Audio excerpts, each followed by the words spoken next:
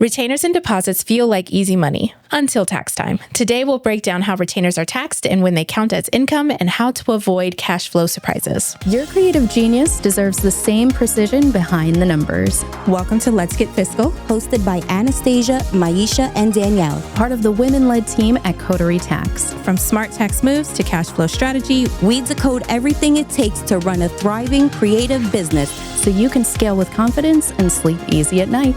Press play and let's grow your business.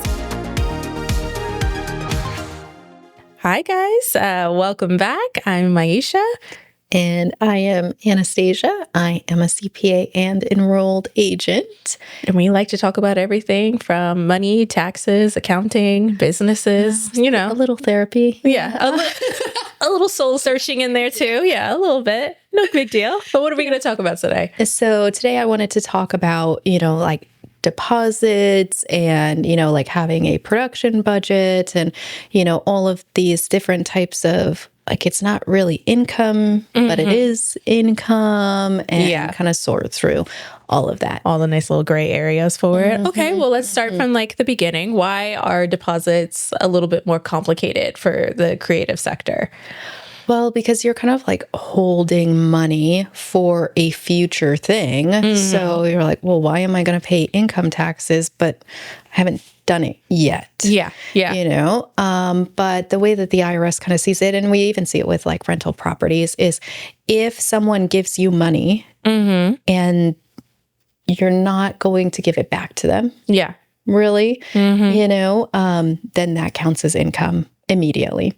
So, a nice, easy scenario is renting an apartment. So when you rent an apartment, you have a non-refundable pet deposit. So stupid. And then you have your security deposit. Yes. So because you have a non-refundable pet deposit, that's going to be counted as income immediately because there is literally no intention of ever giving this back to you. But the security deposit, that is refundable.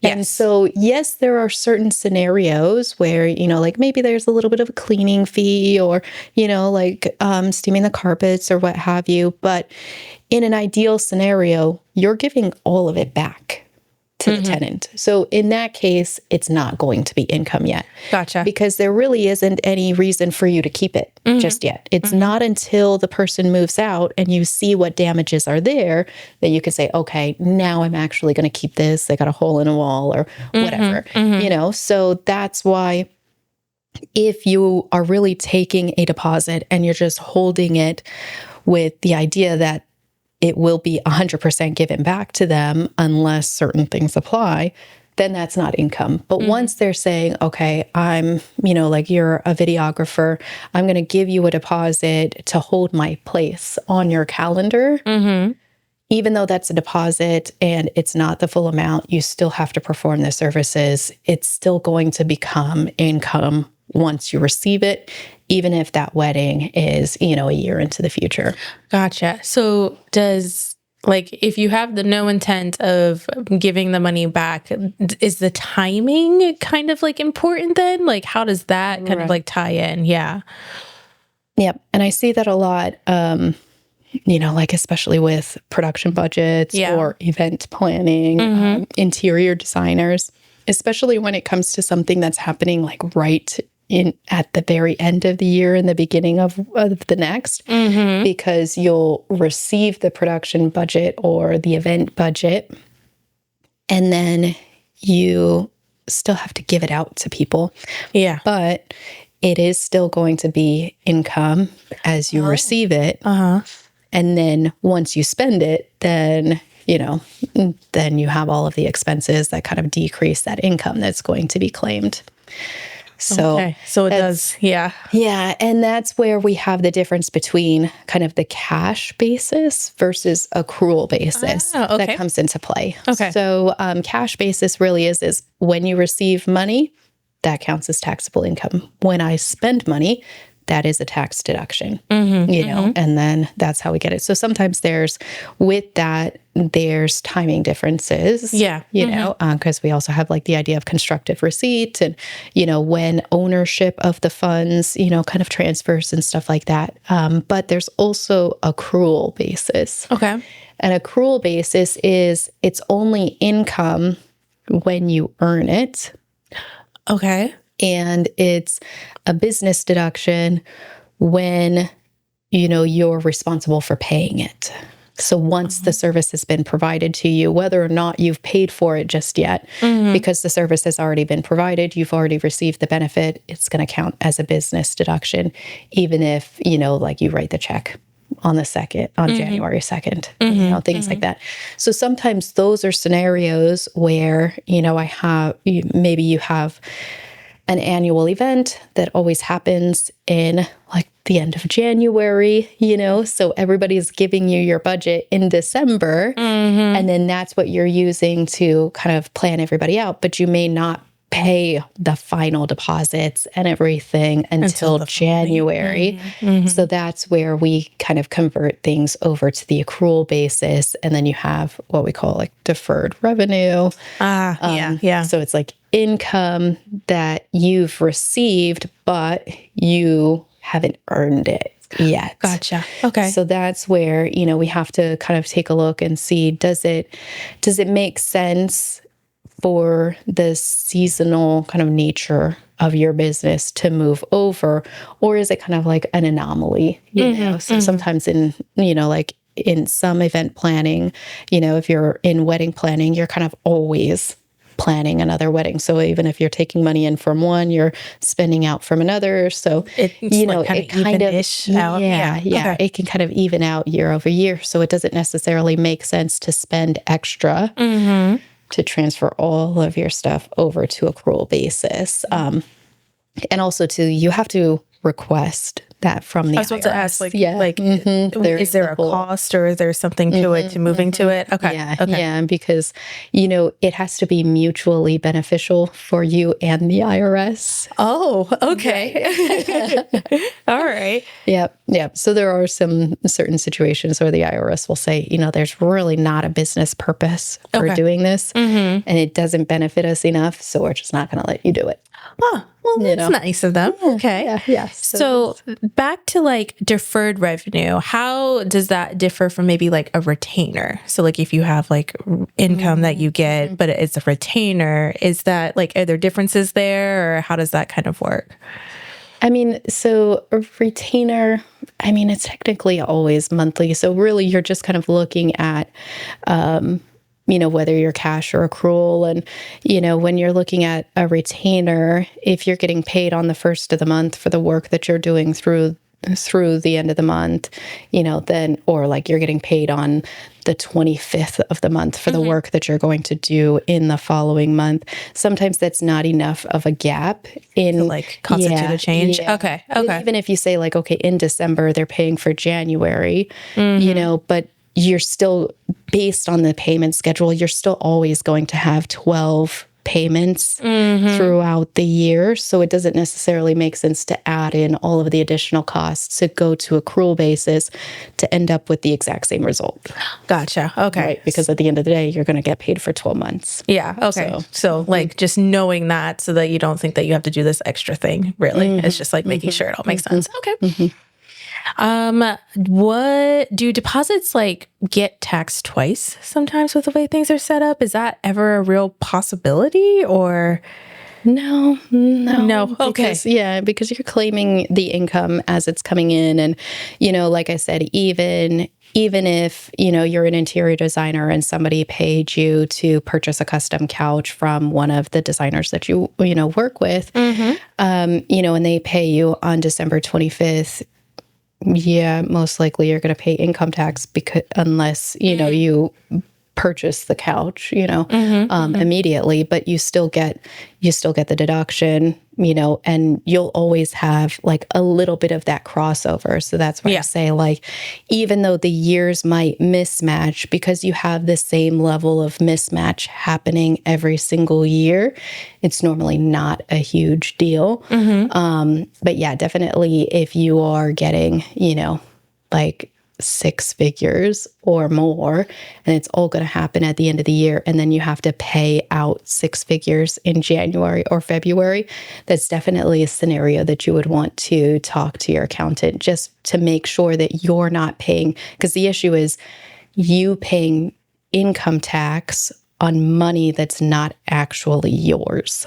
Because like I said, like if somebody gives you $100,000 for the production budget, and you get it on the last day of the year, then you're paying income tax on $100,000, but then you turn around the next day and you spend $100,000 on cast and crew and location fees and equipment rentals and, everything like that. That's where it kind of gets like, okay, so now not only did I have to take all of that money and pay out all the cast and crew, now I also have this bigger tax bill of, like $15,000, $20,000.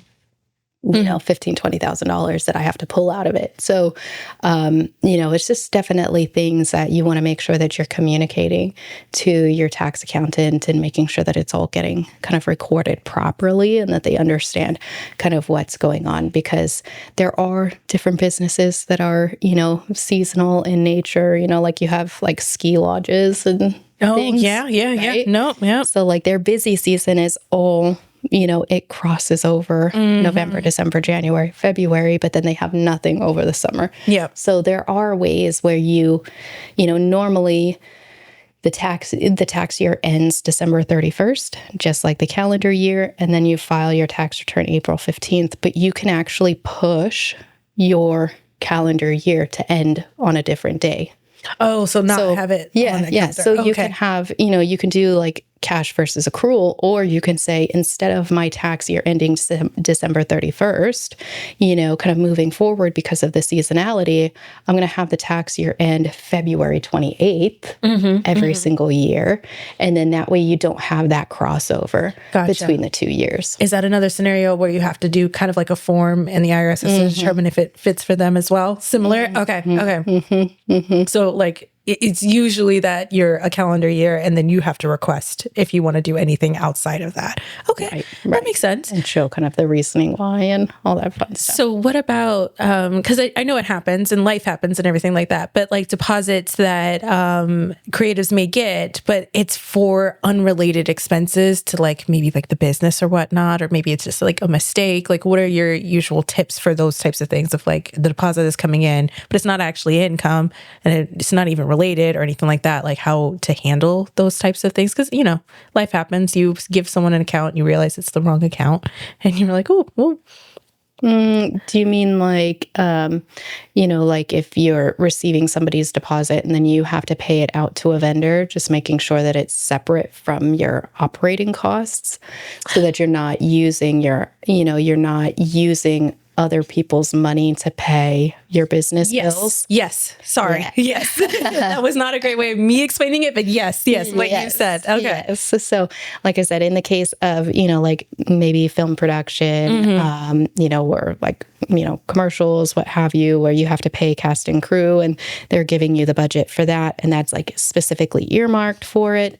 Or you're an interior designer or an event planner and they're paying you specifically for you to pay this vendor this amount. It's really good to make sure that as the income is coming in, you're separating out the funds that are really those reimbursements for those future expenses. Okay. So you want to separate out what is the amount that's actually kind of my profit and the income that I get from my services that I'm providing, and what is the portion that is actually reimbursement for things that I still have to pay for, and keeping them really separated. Okay. That way you're not, like I said, eating into the design budget by, like paying the monthly rent for your studio. Yes. Things like that. I'm glad that you understood what it was that I was trying to ask. That is very helpful. So would a good way of like helping to separate things out be maybe on your invoicing, like with your, like have your services as one line and then like specific things where it's like, okay, a couch purchase, it's a whole completely separate line item, or it really depends. Okay. Yeah, because every business is going to be slightly different. So like in interior design, because sometimes, they're paying you to design the space, and then they also are paying you a fee to collect the items, have it delivered, get it set up, style, all of it, but sometimes you have to be very specific about the cost of the individual items, because the client could also just go to the designer themselves and get the, I've had that happen where, they're like, okay, well, if I add a markup to this couch, the client's just going to turn around and go to the people and say, hey, can you match the, the discount for, designers? And then they just get it on their own. Gotcha. So okay. There's some scenarios where, yes, it is separated out, so that the clients can see, even if they were to go on their own and get this item, it's the same cost. So it doesn't really matter. Oh, gotcha. Or sometimes there are scenarios where it's all just jumbled up together, so it really depends on, what kind of services, what industry you're working with, and all of that fun stuff on whether you separate it out on the invoicing. But in a lot of cases, there are, systems that kind of on the back end and for you separate it out. Gotcha. Okay. So, you have like your production budget, where the production assistant is writing in like, here's all the cost, here's the original budget, here's all the costs that are getting spent against the budget and things like that, so that the cost of the full production. Gotcha. Okay. So there's just different ways that different industries are doing that, but it's just, the key is to actually do that. Okay. Piece. Yeah. Be consistent too. Yeah. Right. Yeah. No, that's fair. Exactly. And then also, like I said, if somebody gives you money that is earmarked for a very specific thing and you have to pay it out to another person, just having all of that in a completely separate bank account. That way you're not touching it, because then you get into like weird situations where, like I said, like you use their cash to pay the rent for your office space, and then you use your credit card to pay for the vendor, and then things get a little convoluted. And you end up with like a really high credit card bill that like you can't really get ahead of. So just making sure that you keep your reimbursement funds completely separate from that service income. And, like I said, like having that income account, having your operating account in the, and the budget account completely separate is really helpful tracking. Yeah. No, that makes sense. For the deposits that are service-based and they're actually not being reimbursement or anything like that, is there like a percentage that creatives should kind of like try to stick to or whatever to like, put away, put aside or anything like that? Because in that scenario, it is income. Oh, okay. So you just treat it like you would anything else. Okay. Makes it real easy. Yeah. So like I said, like in the case of a wedding photographer, somebody gives you a deposit to, hold their place on your calendar. You would just treat it like any other income. So you're saving, 30% of whatever that is and putting that in your tax account and, savings account. And then the rest of it goes to normal operations. Okay, cool. So if someone's going to take a look at their stuff today and check it all out, and what the top like 3 things to kind of look for or to just like be aware of? Like I said, having a system where you're not, eating into that reimbursement budget is always good, but that's just, kind of like a general business practice kind of thing that, can get really overwhelming really quickly in the beginning. And then the rest of it is if there are timing differences or you have a seasonal business, bringing that up to your tax accountant and your tax planner so that they're able to accommodate you and your business. Because again, the IRS wants their money. So they they recognize that different businesses have different levels of income at different times of year. So they're going to do whatever gets them their money the fastest. Gotcha. Yeah. You know, like I said, if your season, you know, if your major part of your season is through the, you know, the traditional calendar year, you know, they'll say like, okay, we'll wait 2 more months to get extra money. That's totally fine. You know, so there are different situations that can help business owners, you know, like I said, either cash or accrual or adopting a fiscal year calendar, then that's totally fine. It's just another planning tool that has to be communicated out to your tax support team. No, that makes sense. I mean, having a good plan, it improves most things. Having thing, and then, you know, consistency, like we always say, like whatever you're going to do, be consistent and keep a track of that. Yeah. Right. So, right. Yeah. Yep. So if you have any questions kind of about how to handle retainers and deposits and budgets and all of that fun stuff, feel free to put a comment below or send us an email, and we are more than happy to help you through your particular situation. Bye, guys. I only coughed once that episode. We're doing great. Okay. That's a wrap on Let's Get Fiscal. Ready to stop guessing and start saving? Click the link in the show notes. Grab your consult and let's make your business work for you, Not the other way around. You've got this.